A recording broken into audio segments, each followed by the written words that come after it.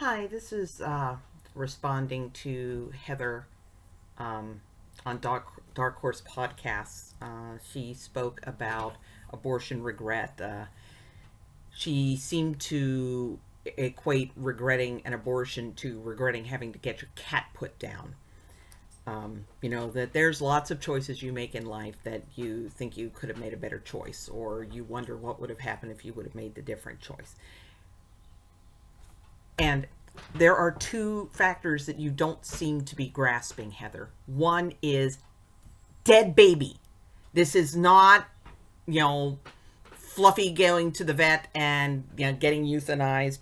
This is not why didn't I take that job when I had the chance. This isn't even why didn't I marry that great guy when I had a chance, or why did I marry that jerk when I had a chance. This is your irreplaceable baby that's dead now, that you can never get back. And that brings us to part two of what you're missing, which is informed consent. And there's two things I want to point out in terms of the quality of informed consent in abortion clinics. One was a National Abortion Federation tape I listened to where Dr. Douglas Carpin, the Texas Gosnell, was complaining that the pro-lifers outside his clinic were stealing his patients. These patients would come in, they would have their counseling, they would have the laminary inserted to dilate the cervix. They go outside, they talk to these total strangers, these pro-lifers, these anti-choicers, these horrible, terrible, no good, very bad people that you can't trust. Outside the clinic, they talk to them, they change their minds, go to the hospital, have the laminary removed so they could have their babies after all, and then they want their money refunded. And now, do you think the response from his fellows at the National Abortion Federation was to say, well, you obviously need to improve your counseling, because if women are changing their minds after a 5-minute conversation with a stranger standing outside on a sidewalk, you are not doing adequate counseling for them to be making this decision? No. You know what they said? They said that he needed to have them sign a contract with their informed consent papers agreeing that they will go through with the procedure even if they change their minds. So that basically they can't come back for a refund.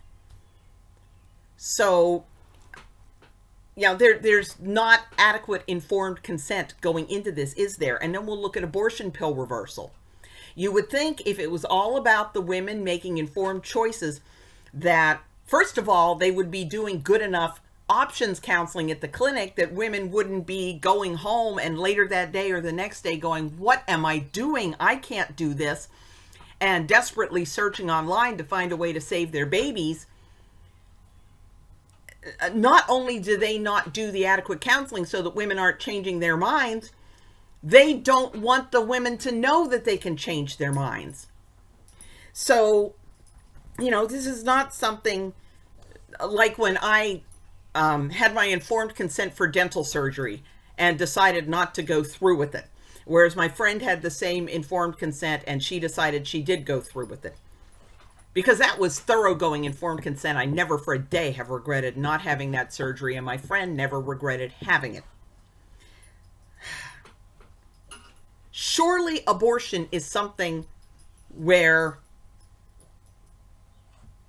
the counseling should not be so shoddy that by the time the woman drives home from the clinic or walks out to the sidewalk, she's changed her mind. And I don't know how you can believe that these abortion clinics are about choice when they don't want women to have the option to change their minds. How can you be as smart as you are, Heather, and be so naive?